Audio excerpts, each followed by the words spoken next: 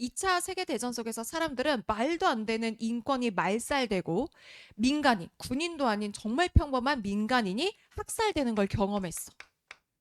그 대표적인 사건이 히틀러가 이끌었던 독일의 나치가 자행했던 홀로코스트였지. 홀로코스트의 뜻 자체가 불 속에서 모든 게 그냥 사라져 버렸다라고 하는 뜻을 가지고 있거든. 그런데 그냥 요즘에는 많이 쓸 때 히틀러가 자행했었던 독일이 자행했었던 사람들에 대한 학살 사건을 뜻하지. 우리가 생각하기에 히틀러가 되게 싫어했던 민족이 누구였지? 유대인들이었잖아. 사실 유대인들뿐만 아니라 홀로코스트의 학살 대상에는 동성애자도 있었고 동성애자 잡아갔어.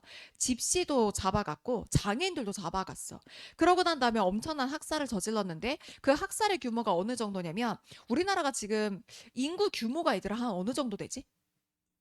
4천만에서 5천만 사이지 않나? 이 시기에 죽었던 사람이 1,100만 명이야. 그러니까 우리나라 사람 중에 4명에 1명은 끌려가서 죽었다고 생각을 하면 돼.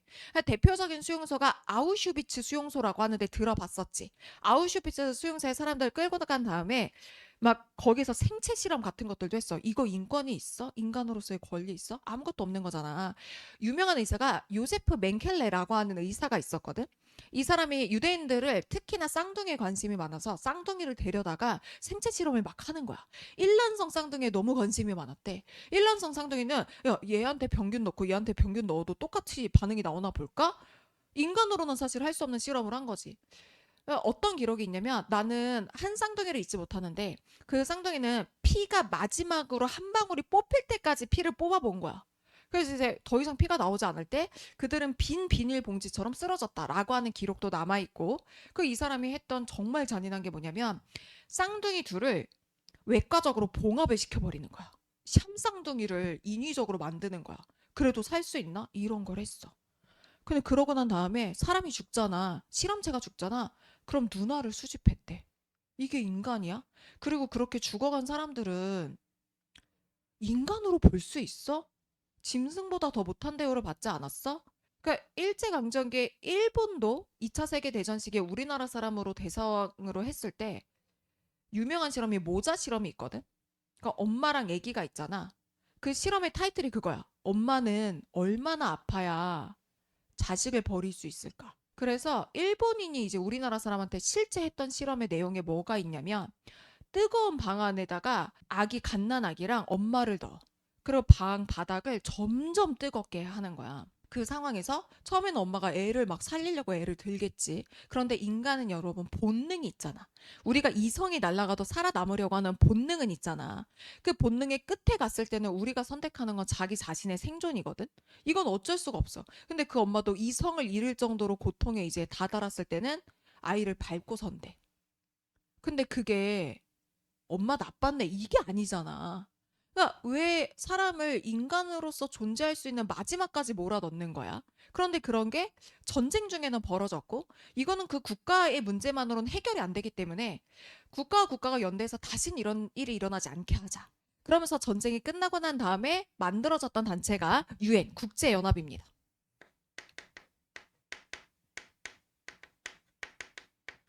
사실 예전에 궁예랑 관련해서 굉장히 인기 있었던 드라마가 있었는데 요즘 친구들은 그거를 보지 않고 자란 세대인데도 다 알더라고. 막 누가 기침소를 내었는가 하면서 모두 다 성대모사 할 수 있는 바로 그 장면 있잖아.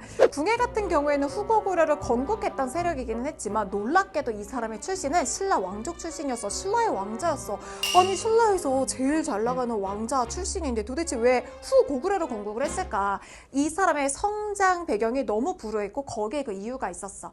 궁예 아버지는 신라의 왕 중에 한 명이었을 거지만 궁예 자체는 왕의 사생아로 태어났어. 궁녀와의 사이에서 이제 태어나게 되거든. 그러니까 왕비가 얼마나 이게 꼴보기가 싫었을 거야. 이 궁예가 태어나는 것 자체에 대해서도 견제를 하려고 당시의 왕실에서는 점쟁이가 이제 왕실에 있었거든. 왕가의 미래에 대해서 점을 쳐주는 사람. 그 사람을 왕비가 매수를 해가지고 거짓된 예언을 내리게 했던 거지. 궁예에 대해서 왕을 죽이고 그 자리를 꿰찰 사람이다 라고 하는 예언을 내리게 했고 궁의 아버지는 되게 비정했던 사람이었던 것 같아요. 그런 애라면, 불길한 애라면 내가 내 아들로 받아들이지 않겠다라고 하면서 아이가 태어나자마자 군인한테 주고 이 아이를 죽이라고 이제 명령을 하게 하지. 그런데 군인도 사람이잖아. 갓 태어난 꼬물꼬물한 아기를 안았는데 얘를 어떻게 죽일 거야. 제가 도저히 죽일 수 없다라고 하는 생각이 들어서 다리 밑으로 애를 던져버렸어. 사실 그게 죽인 거나 다름없는 사실 일이기는 했었겠다, 그치? 근데 그 다리 밑을 지나고 있던 궁녀가 궁예를 우연하게 이제 받게 된 거야. 근데 그 받는 과정 속에서 궁녀의 손가락이 궁예의 눈을 관통하게 됐고, 그래서 한쪽 눈이 이제 애꾸눈이 됐던 거지. 그래서 궁예는 사실 그 궁녀를 자기 엄마라고 생각하고 자랐어. 근데 자기 아이도 키우는 게 힘들잖아. 남의 아이를 데려다 키우는 궁녀가 얼마나 힘들었을 거야. 그래서 어느 순간에는 궁녀한테 얘기를 한 거야. 나는 사실 너 친엄마도 아니고 너는 이렇게 버려진 아이야 라고 하는 얘기를 듣고 궁녀가 엄청난 충격을 받게 돼서 그 길로 집을 나와서 터덜터덜 막 걷게 돼. 그 걷다가 자기가 거의 실신할 무렵에 한 사찰 앞에서 이제 쓰러지게 됐고, 그 길로 이제 승려가 되게 되지. 근데 난세가 영웅을 만든다 그러잖아. 이 후삼국 시대의 혼란기 속에서 워낙에 뛰어난 리더십을 보이고 있었던 궁예가 이 사람들의 세력을 규합하게 되고 후고구려를 건국하게 된 거지. 근데 너무나 안타까운 게 있어. 오히려 궁예가 굉장한 카리스마를 발휘하면서 자기의 능력을 발휘했던 상황은 불안정한 상황. 후고구려를 건국하기 이전까지의 상황이었어. 오히려 후고구려를 건국하고 나서 자기가 패러다임을 장악하게 됐을 때 오히려 이 사람이 불안증에 빠지는 거야. 왜 그랬을까?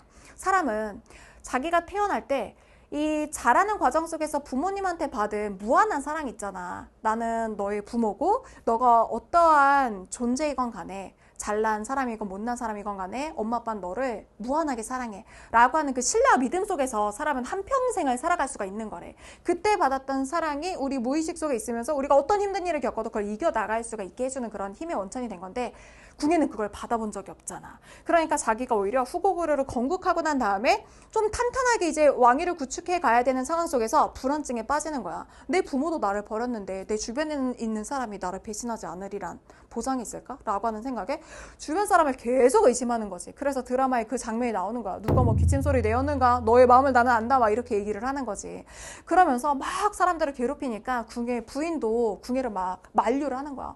제발 그러지 말라고. 자기가 이렇게 하는 거 너무 잘못된 거다 라고 얘기를 했더니 궁예가 야 너가 다른 남자랑 바람난 거 나 다 알고 있어 라고 하면서 말도 안 되는 이제 의심을 펼치는 거야. 의심병에 걸려가지고.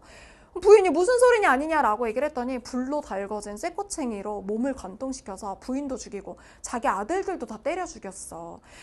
궁예가 이렇게 미친 짓을 할수록 빛을 발하던 사람이 있었는데 궁예의 부하였던 바로 왕건이었어. 왕건은 성격도 좋아. 집안도 송악지역의 호족 집안 출신이어서 집에 돈도 많아. 부모님 사랑도 많이 받고 자랐어. 인덕도 훌륭해 라고 하니까 궁예가 미친 짓을 할수록 궁예의 부하였던 이 왕건이 너무나 빛나 보였던 거지. 심지어 왕건은 굉장히 똘똘한 사람이어서 궁예가 야 왕건 네가 다른 팀에 붙어가지고 나한테 역모를 꾀하려고 하는 거 내가 모를 것 같아? 다 알고 있어 라고 또 의심을 하게 되면 왕건은 맞습니다 라고 이야기를 했대. 왜냐?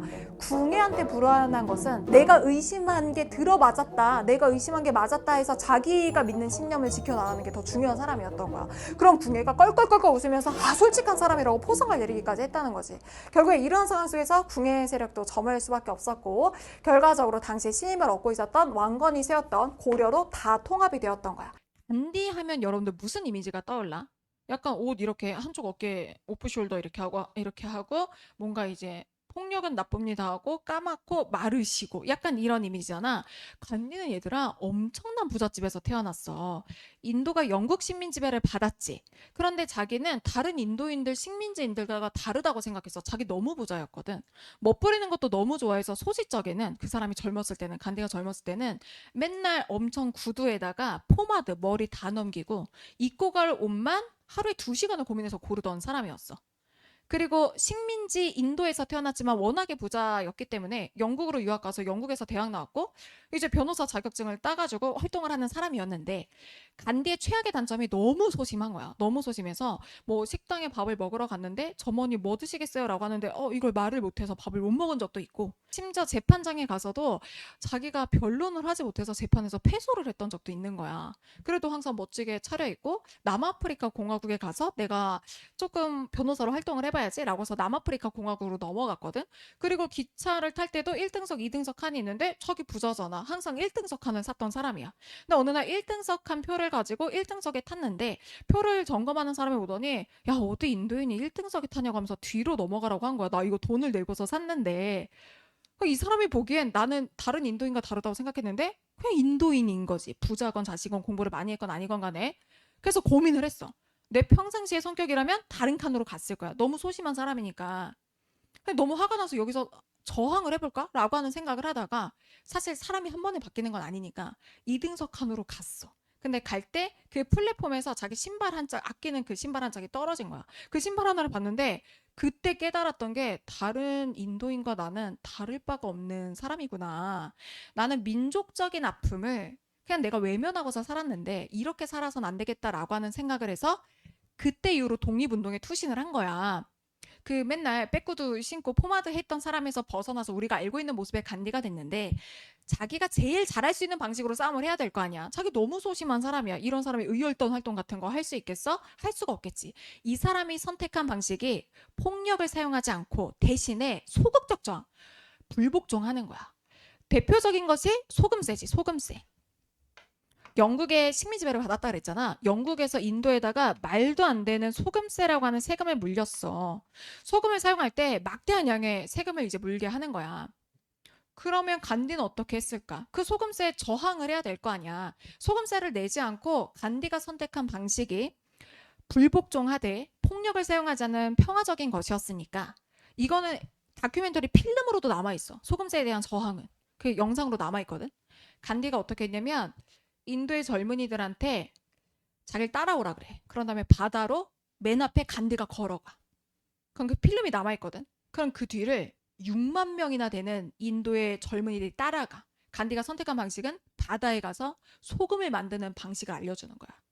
이 사람이 선택한 가장 자기가 잘할 수 있는 싸움은.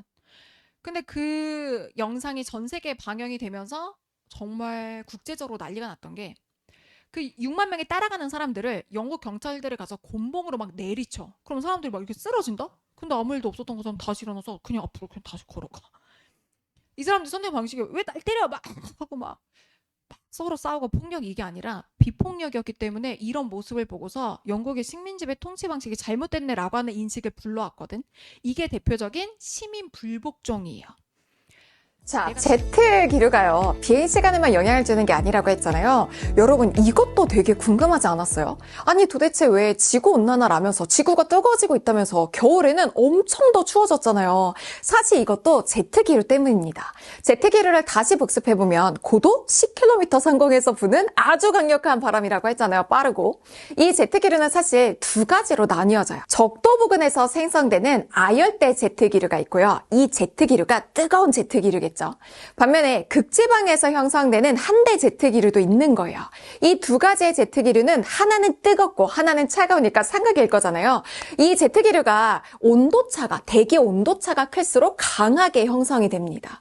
제트 기류가 강하게 딱 자리 잡고 있으면 북극 지방의 찬 공기가 우리나라 쪽으로 내려오는 것도 딱 하고 막아줄 수가 있는 거예요. 그러니까 강력한 제트 기류는 찬 공기를 막아주는 방어막 역할을 하는 거죠. 쉽게 생각해서 제트 기류가 강하면 짱짱하게 버티고 있으면 찬 공기를 잘 막아주고, 반면에 제트 기류가 좀 약해지면 느슨해지면 찬 공기가 잘 내려오는 거예요. 우리나라로. 문제는 지구 온난화입니다. 지구 온난화로 일단 북극 빙하가 녹게 되잖아요. 원래 북극 빙하는 태양열을 반사하는 역할을 하는데요. 이 빙하가 녹으니까 바다 면적이 넓어지잖아요. 그러면서 빙하로 북극이 다 이제 덮여있을 때보다 바다일 때 더 많은 태양열을 흡수하게 된 거죠. 이 현상을 북극 증폭이라고 부릅니다. 같은 태양열을 받아도 기온이 더 빠르게 상승하게 되는 거죠. 지구온난화 때문에. 이렇게 지구온난화로 북극이 더워지게 되면서 제트기류가 느슨해지고 만 거예요. 왜냐면 제트기류는 북쪽의 찬 공기랑 남쪽의 뜨거운 공기가 만나서 서로 대립하면서 더 강하게 형성이 되는데 북극이 더워지게 되면서 제트기류가 약해지고 만 거죠. 그러면서 북극의 찬 기온이 우리나라까지 내려오게 됩니다. 2023년 겨울이 딱 그랬는데요. 여러분 기억하세요? 서울이 2023년 1월 24일에 영하 16도까지 떨어졌어요. 거예요. 그런데 그 춥다고 하는 러시아의 모스크바 있잖아요. 러시아 모스크바의 온도가 6도밖에, 영하 6도밖에 안 됐다는 거예요. 그러니까 그 춥다고 하는 러시아 모스크보다도 서울이 같은 날 10도나, 무려 기온이 10도나 더 낮았다는 겁니다. 여러분, 올해의 겨울은 어떨까요? 저는 따뜻했으면 좋겠는데 올해 겨울도 만약에 춥다면 지구온난화, 제트기류를 떠올려 보시면 좋을 것 같아요. 이제 트럼프 대통령의 슬로건이 뭐였냐면 Make America Great Again이라고 하는 문구였어요. 다시 미국을 강하게 만들었다. 그런데 이거 사실 이때 처음 쓴 슬로건이 아닙니다. 한 36년 전 레이건 대통령의 슬로건과 같아요. Make America Great Again. 슬로건이 왜 같을까요? 레이건 집권 시기와 트럼프 집권 시기 모두 미국이 위기감을 느끼는 상황이었기 때문이죠. 트럼프 집권 전의 상황을 보면요. 미국이 장기 저성장으로 가고 있었어요. 중국에 따라잡힐 수 있다. 이런 얘기가 나오던 시기였고 인플레이션이 심했습니다. 물가 상승이죠. 그래서 당시 트럼프 정부에서 지향했던 게 작은 정부예요. 여러분들 경제 시간에 한 번쯤은 들어봤잖아요. 작은 정부라는 건 정부의 역할을 축소하자는 겁니다. 그러니까 경제 주체인 기업에게 세금도 깎아주고 활동의 자율성을 주면서 이제 기업의 역할은 강화하고 정부 역할은 축소한다라고 하는 거죠. 사실 이건 역사적으로 계속 반복되는 사이클입니다. 큰 정부가 복지를 강조하고 기업의 세금도 이제 많이 걷어가다가 만약에 또 경제 사이클이 어려워지게 돼서 부양책이 필요해지면 또 작은 정부로 돌아가는 거죠. 레이건이 집권하기 전의 상황도 살펴볼게요. 이때는 스태그플레이션 상황이었습니다. 스태그네이션과 인플레이션의 합성어인데 경기도 침체되고 물가도 폭등하는 어려움이 같이 오는 상황을 뜻합니다. 이때도 마찬가지로 작은 정부를 지향했고요. 당시에는 물가가 오를 수밖에 없었어요. 2차 오일 쇼크의 영향을 받았거든요. 1978년에 2차 오일 쇼크가 터지게 되는데 그러니까 기름이 나는 국가들, 산유국들이 석유 생산을 엄청나게 줄이면서 석유 공급이 부족해지니까 석유 가격이 급등하게 됩니다. 자, 트럼프와 레이건 모두 미국의 보수주의 정당인 공화당 출신이었어요. 그리고 실제로 트럼프의 여러 정책들은 레이건 시대의 정책들과 굉장히 많이 닮아있죠. 레이건의 정책은요, 종종 수능과 관련된 평가 문제에서도 나오는데 신자유주의라고 불립니다. 레이건이 이제 경제를 살려보려고 신자유주의 정책으로 가서 기업들의 세금을 깎아주고 감세를 하고 규제 완화를 하게 됩니다. 트럼프가 대립했던 나라는 중국이었습니다.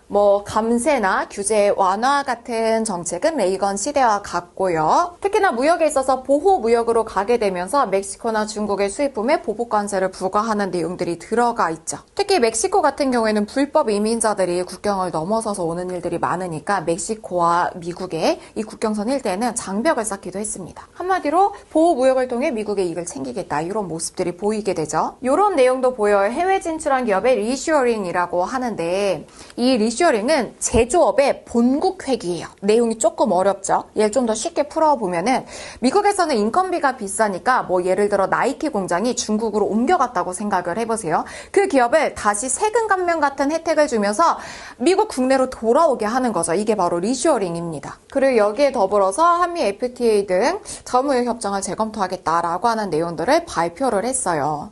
딱 트럼프 공약이 발표가 되었을 때 사람들이 역사는 반복되는데 중국에 대해서 신플라자 합의를 하는 거 아니냐라고 하는 생각을 했어요. 실제로 힘줘서 말합니다. 트럼프가 말하는 거예요. 중국은 불공정한 방식으로 미국의 이익을 뺏어간다. 이 불공정한 방식의 의미하는 첫 번째가 바로 만리방벽입니다. 중국은 외부에서 들어오는 정보를 이 만리방벽으로 통제한다고 했었죠. 이 장벽 때문에 중국의 미국 기업은 진출하기가 어렵잖아요. 예를 들어서 중국에서 트위터, 구글, 유튜브 다 막혀 있잖아요. 그러면서 중국 기업은 미국으로 진출하고 이게 불공정한 방법이라는 거죠. 미국이 말하는 불공정한 방식 두 번째는요. 바로 중국에서 지적재산권을 훔치고 있다는 거예요. 이런 신문 기사를 볼 수 있죠. 미국은 공정하고 정정당당한 경쟁이라면 중국에게 질 이유가 없다고 본다. 바꿔 말하면 중국은 불공정한 방식으로 미국과 그 우방국들의 기술과 지적재산을 훔치고 각종 반칙을 자행한다는 것이며 이를 고쳐야 한다고 지적을 한 거예요. 자, 지적재산권을 훔치고 있다. 그 논란의 중심이 되는 기업이 화웨이입니다. 화웨이는 중국의 이 통신 장비나 스마트폰 제조를 하고 있는 회사예요. 특히 이제 5G 기술을 선도하고 있죠. 그리고 공교롭게도 이 화웨이가 바로 만리방벽을 쌓아놓은 회사입니다. 화웨이 논란의 핵심은요. 화웨이에서 제품에다가 백도어를 설치해놨다는 소문에서 시작이 되었어요. 백도어라고 하는 거는 이 감청이나 아니면 해킹을 위해서 전자기기에 몰래 설치해놓은 칩인데요. 실제로 증거가 발견되기도 했습니다. 예를 들어 중국 기업이 미국 전산망에 침투해서 정보를 빼가는 일들도 있었죠. 여기에 대한 미국의 제재가 바로 반화웨이 동맹입니다. 미국 정부 기관에서 화웨이를 못 쓰게 하고 유럽 국가에도 화웨이를 쓰면은 미국과 정보 교류를 할 수 없다고 나선 거예요. 자, 불공정성 세 번째, 중국의 WTO 위반입니다. 도널드 트럼프 전 대통령이 중국과의 전면적인 무역 전쟁을 선포한 이래 미중 관계는 살얼음판을 걸었다. 지난 2018년 트럼프 행정부는 중국이 2001년 세계 무역기구에 가입하면서 외국 기업의 광대한 시장을 개방하겠다던 약속을 위반했다며 중국산 수입품에 관세를 부과했습니다. 자, 미국과 중국 모두 WTO에 가입되어 있어요. 예전 영상에서 얘기를 했듯이 세계 무역기구라고 하는 것은 국가 간 무역에 있어서의 장벽이죠. 이 무역품이 들어올 때 물리는 세금, 이 관세 장벽을 낮추는 일들을 주요하게 하고 있는데요. 중국은 사회주의 국가인데도 2001년에 WTO에 가입했다고 했죠. 이때는 그러면 왜 도대체 미국이 중국이 가입하는 걸 찬성했을까요? 일단 중국이 가입해서 중국 시장이 더 개방될 거라고 생각을 한 거예요. 시장이 더 개방이 될수록 경제적으로 자유도가 올라갈수록 중국의 사회주의 체제도 금방 무너질 수 있다고 일단 생각을 했던 것 같고요. 또 중국의 인구가 어마어마하잖아요. 미국도 중국이라는 거대한 시장에 진출할 수 있다고 생각을 했던 거죠. 하지만 중국은 우린 아직 개발도상국이잖아 이런 이유로 약속했던 시장 개방을 제대로 하지 않았어요. 트럼프가 이걸 문제 삼았던 거죠. 그러면서 트럼프의 이 미중 무역 전쟁의 서막이 올라가게 됩니다. 이게 2018년의 기사예요. 한국의 수출 대상국 1위인 중국과 미국이 본격적인 무역 전쟁을 벌이면서 고래싸움에 낀 새우인 한국의 신법이 복잡해졌다. 지난달 초 중국 등 수입산 철강과 알루미늄에 대해 미국이 관세 폭탄을 부과하면서 촉발된 두 나라의 무역 전쟁은 이에는 이, 눈에는 눈식으로 격화되는 양상이다. 자, 2018년 3월 중국 수출품 중 일부에 25%의 관세를 때립니다. 트럼프가 관세를 무기로 쓴 거죠. 당연히요, 중국이 겁먹을 거라고 생각했어요. 그런데 중국은 무릎을 꿇지 않았습니다. 중국의 지도자 누구죠? 시진핑이죠. 시진핑도 버티기에 들어간 거예요. 근데 시진핑이 버티기를 할 수밖에 없는 이유가 있었습니다. 기사 하나를 보여드릴게요. 시진핑 중국 국가주석이 10일 당정군을 모두 장악한 21세기 황제로 세 번째 임기를 시작했다. 이게 2018년의 기사예요.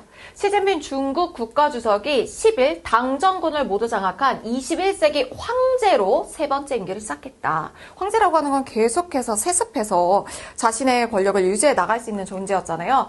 2018년 3월 헌법 개정으로 국가주석의 연임 제한을 철폐하며 시작된 장기 독재 체제가 완성됐다. 무슨 얘기예요? 국가주석이 연임이 제한이 되었었는데 이제는 계속해서 연임을 할 수 있도록 제한이 철폐가 되도록 헌법이 개정이 되었으니까 앞으로 계속해서 영구적으로 할 수가 있게 된 거예요. 그러니까 황제라고 하는 표현을 쓴 거죠. 그러니까 시진핑 입장에서는 사실상 장기 집권을 할 수 있도록 헌법까지 바뀌었는데 여기서 미국의 무릎을 꿇면 그냥 모양 빠질 거 아니에요. 버티기로 들어가면서 미중 무역 전쟁이 장기적으로 흘러가게 되죠.